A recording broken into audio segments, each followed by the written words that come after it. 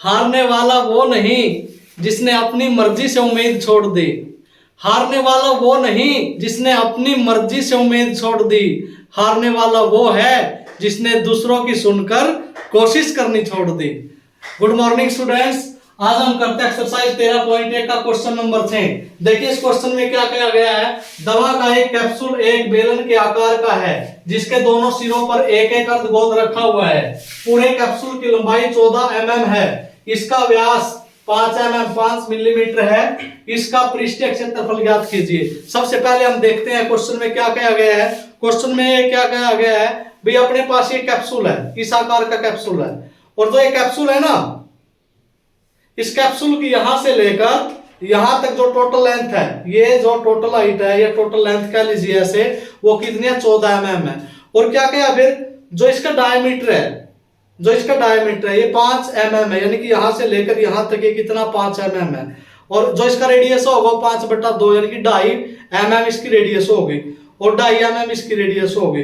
तो टोटल मिला के अगर ये घटा दे, इससे ये घटा दे और ये घटा दे, तो जो बीच का जो पार्ट बचेगा ना, ये 2.5 और 2.5 5 घटा दिया जाए 14 से, तो कितना बचेगा, वो 9 mm बचेगा। तो हम क्या कह सकते हैं, देखिए अपने पास क्या है, ये कैप्सूल है पूरा, ऐसे पूरा कैप्सूल दिया गया आपको, ये कैप्सूल है। इस कैप्सूल की जो लंबाई है वो कितनी है 14 mm है। और जो ये इसका डायमीटर कितना है इसका 5, तो रेडियस कितनी होगी इसकी 5/2, ये कितनी होगी 5/2, 5/2 यानी कि 2.5 और 2.5 कितना हो गया 5।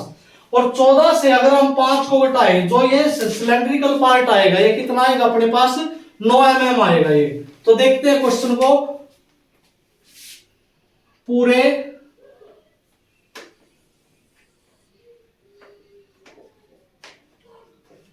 कैप्सूल की जो लंबाई है, पूरे कैप्सूल की जो लंबाई है वो कितनी है अपने पास 14 mm है, मिलीमीटर। और जो अर्धगोल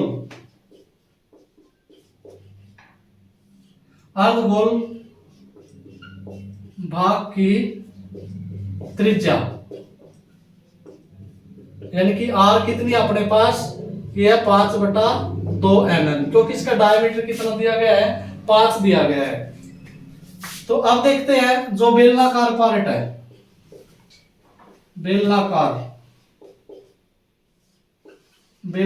भाग की जो ऊंचाई है वो h, वो कितनी होगी, यानी कि 14 - 5/2 - 5/2, ये 14 - 5 कितना आ गया अपने पास, ये 9 mm आ गया। यानी कि जो ये आई ना यहां से लेकर और यहां तक, ये कितने अपने पास, ये 9 mm आ गई। अब देखते हैं पूरे कैप्सूल का पृष्ठीय क्षेत्रफल। देखिए जो ये पार्ट आपको दिखाई दे रहा है, ये जो पार्ट आपको दिखाई दे रहा है, ये क्या 2πr स्क्वायर है, कितना है पार्ट 2πr स्क्वायर। और जो ये पार्ट होता है अपना, ये साइड वाला, ये जो पार्ट होता है इसको बोलते हैं आप 2πrh। तो ये कितना है 2πr स्क्वायर। और यानी कि जो ये हिस्सा उरले वाला, ये बाहर वाला जो पार्ट है ये 2πr स्क्वायर, और अंदर वाला जो पार्ट है 2πrh, और ये जो परली साइड वाला जो पार्ट है थर्ड पार्ट, ये कितना है 2πr स्क्वायर। अब देखिए 2πr स्क्वायर और 2πr स्क्वायर, ये कितना होगा 4πr स्क्वायर प्लस 2πrh। अब मैंने बताया था भाई अगर दोनों संख्याओं से, दोनों टर्म से अगर कॉमन निकलता तो कॉमन निकाल लेंगे। पाई इसमें भी है और पाई इसमें भी है, 2 इसमें भी है और इसमें भी है, r इसमें भी है और इसमें भी है, तो कॉमन क्या होगा 2πr। यहां कितना बच गया 2r प्लस h। अब देखिएगा पाई का मान बोला नहीं है तो कितना लेना पड़ेगा 22/7, और r का मान कितना अपने पास 5/2, r का मान है 5/2 प्लस h का मान अपने पास 9। अब देखिए इससे कैंसिल आउट हो गया, 22 × 110 बटे में 7, 2 से 2 कैंसिल आउट हो गया, 5 और 9 कितना हुए 14, 7 × 1 7, 7 दूनी 14। अभी 11 दूनी 22, 220 mm स्क्वायर।